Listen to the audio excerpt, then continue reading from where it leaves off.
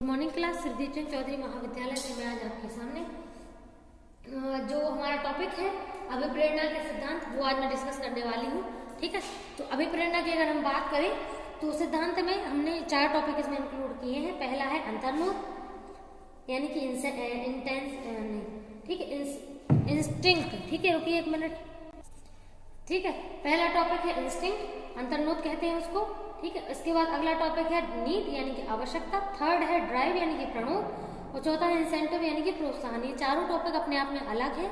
क्यों? क्योंकि ये अलग अलग थ्योरी या व्यक्ति के अलग अलग पहलुओं को डिफाइन करने की कोशिश करते हैं कि जब हम लोग मोटिवेट होकर के किसी कार्य को करते हैं तो उसमें हमारा कौन सा जो पॉइंट ऑफ व्यू है वो वर्क करता है। ठीक है, तो पहला जो है इसमें अंतर्मुख इंस्टिंक्ट, अकॉर्डिंग टू फ्रॉइड भी अगर हम जाएं, ठीक है, तो उनका भी कहना यह था कि जो हमारे ब्रेन में जो फंक्शनिंग होती है, ठीक है, जो डीएनए में यानी कि जो डीएनए आपने सुना ही होगा, ठीक है, तो डीएनए या फिर हमारे जीन्स से जो चीजें हमारी बिल्कुल फिक्स वायरिंग होती है वो फंक्शनिंग बिल्कुल फिक्स होती है। उसमें हम लोग अपने हिसाब से चेंजेस नहीं कर सकते कि हमें किस चीज के लिए मोटिवेशन हो करना है अपने अंदर डेवलप या किस के लिए नहीं करना है। ऐसा आपके हाथ में नहीं होता है। मोटिवेशन अगर आपको किस चीज के लिए अग्रसर करेगा तो आप उसके लिए काम करेंगे। तो इंस्टिंक्ट का मतलब ऐसा है, जैसे मान लीजिए कुछ बेसिक इंस्टिंक्ट होती हैं जो हमारे जीवन में हर कार्य को कराने में अंदर से आपको क्लिक करती रहती हैं। तो वो क्लिक जो करना होता है वो बेसिक या फिर एक तरीके से कह सकते हैं कि जो बायोलॉजिकल या इंस्टिंक्ट फॉर्म में इंस्टिंक्ट होती हैं जिनको आप लर्न नहीं करा सकते। ठीक है, सेकेंड है आपका नीड मतलब आवश्यकता। जैसे इसको बायोलॉजिकल फॉर्म में जोड़ सकते हैं। जब जैसे मान लीजिए बच्चा पैदा हो जाता है, उसके बाद जैसे उसको भूख भी लगती है, प्यास भी लगती है, नींद भी आती है, ठीक है, और उसको मान के चलिए क्या बोलते हैं मलमूत्र त्याग भी करता है बच्चा। ठीक है, तो ये सब क्या है, ये आवश्यकताएं हैं। आप भी जानते हैं ना, आप अगर 1 दिन खाना नहीं खाएंगे, 2 दिन नहीं खाएंगे, 4 दिन नहीं खाएंगे, लेकिन एक कम से कम कुछ दिनों के बाद तो आपके अंदर से खाने की बहुत ज्यादा जरूरत पड़ेगी।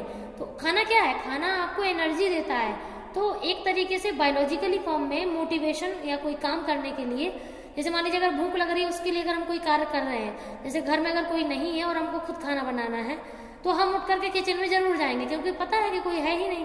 तो यानी कि जब भूख लगेगी तो भूख में जो मोटिवेशन काम करता है तो हम उसके अकॉर्डिंग वर्क जरूर करते हैं। ठीक है, तो भूख लगे, प्यास लगे, नींद है, क्रोध है, ठीक है, मलमूत्र त्याग करना, ये आपको कभी कोई सिखाता नहीं है बेटा।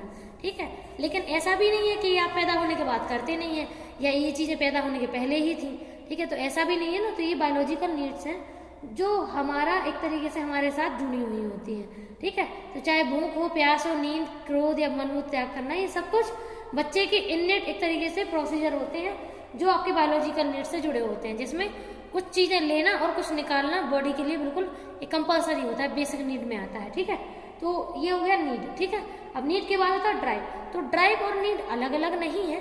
ड्राइव जो है यानी कि प्रणोद वो नीड से ही निकल के आया है, इसका छोटा भाई समझ सकते हैं अपन लोग। ठीक है, जैसे मान लीजिए चलिए अगर नीड है, नीड किसी काम को बता रहा है आपको कि आपको भूख लगी है, तो जब जैसे मान लीजिए अभी आपको भूख लगना शुरू हुई है, ठीक है, आपको हल्की हल्की भूख लग रही है, तो हल्की हल्की लग रही है तो आप क्या सोचेंगे, अरे रहने दीजिए, अभी देखेंगे जब ज्यादा तेज भूख लगेगी। लेकिन आपका ये भी है कि मान लीजिए अगर आप आलस खा रहे हैं उठने में, आप ये सोच रहे हैं कि घर में कोई परस के आपको खाना दे दे, तो आप उसके लिए आप बहुत देर तक सोचते रहेंगे या फिर उससे कह भी देंगे, लेकिन आपको कोई दे नहीं रहा। तो यहाँ पे क्या है, यहाँ पे केवल नीड की बात हो रही है। लेकिन जैसे ही आपको खाना ना मिलने पर गुस्सा, चिड़चिड़ी या फिर आप खुद उठ के वहां चले जाएं और बहुत ज्यादा तनाव होने लगे कि अब आपको भूख नहीं लग रही, तो आपकी एनर्जी लो हो रही है, तो ये जो स्टेज है जहाँ पे आपके साइकोलॉजिकल स्टेजेस मतलब मनोवैज्ञानिक जो स्थितियां हैं वो आपके साथ जुड़ जाती हैं, किससे, बायोलॉजिकल नीड्स यानी कि आवश्यकताओं से। जब आवश्यकताओं से मानसिक संवेग या आवश्यकताएं जुड़ जाती हैं या जैसे मेंटल स्टेज उसमें कनेक्ट हो रही है, तो उसको अपन लोग क्या कहते हैं, उसको कहते हैं ड्राइव। ठीक है, तो ड्राइव है नीड की साइकोलॉजिकल स्टेज। ठीक है, बायोलॉजिकल नीड खुद है लेकिन साइकोलॉजिकल स्टेज है ड्राइव। तो जब हम उठ के चिड़चिड़ा के सीधे जाएंगे किचन में खाना परस के खा लेंगे, तो जब खाना खा लेंगे तब अपन के जो स्टेज है शांत आराम से हो जाएगी।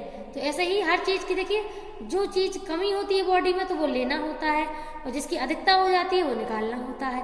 तो ये फिक्स है, ये तो प्रोसीजर है, बेसिक प्रोसीजर है। ठीक है, अगला है आपका इंसेंटिव। तो इंसेंटिव में क्या होता है, इंसेंटिव ना तो कोई बायोलॉजिकल नीड है, ना ही कोई इंस्टिंक्टिव है, ठीक है। ऐसे मान के चलिए जैसे अगर आपको कोई काम करना अच्छा लगता है, कोई काम करने से आपको कुछ ना कुछ पुरस्कार मिल रहा है, यहाँ पर प्रोत्साहन लिखा है ना, प्रोत्साहन पुरस्कार, भले ही उस काम में आपको या तो रुचि बहुत हो, ठीक है, या फिर बिल्कुल ना हो, इससे कोई फर्क नहीं पड़ता है। देखिए जैसे मान लीजिए चलिए इंसेंटिव है, तो इंसेंटिव दो तरीके से होता है, एक आंतरिक और एक बाहरिक। आंतरिक मतलब अगर आपको कोई काम करके खुशी मिल रही है, ठीक है, अगर आपको कोई काम करके खुशी मिल रही है, अच्छा लग रहा है, तो वो आंतरिक कहलाता है कि आप अपने मन से कर रहे हैं। लेकिन अगर आपको वो काम करने के बदले कोई पुरस्कार, बाहरी पुरस्कार मिल रहा है, तो इसका मतलब ये है कि वो जो प्रोत्साहन है वो बाहर से मिल रहा है। तो प्रोत्साहन अलग अलग होते हैं, एक आंतरिक और एक बाहरिक, ठीक है।